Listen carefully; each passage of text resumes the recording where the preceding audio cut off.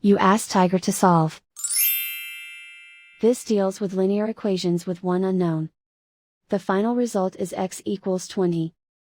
Let's solve it step by step. Simplify the expression. Swap sides.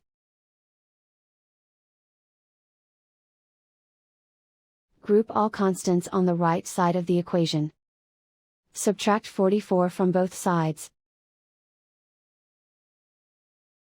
Group like terms. Simplify the arithmetic.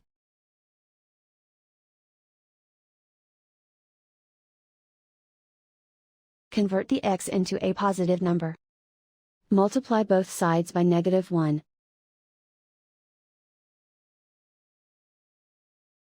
Remove the ones. Simplify the arithmetic. And so the final result is x equals 20.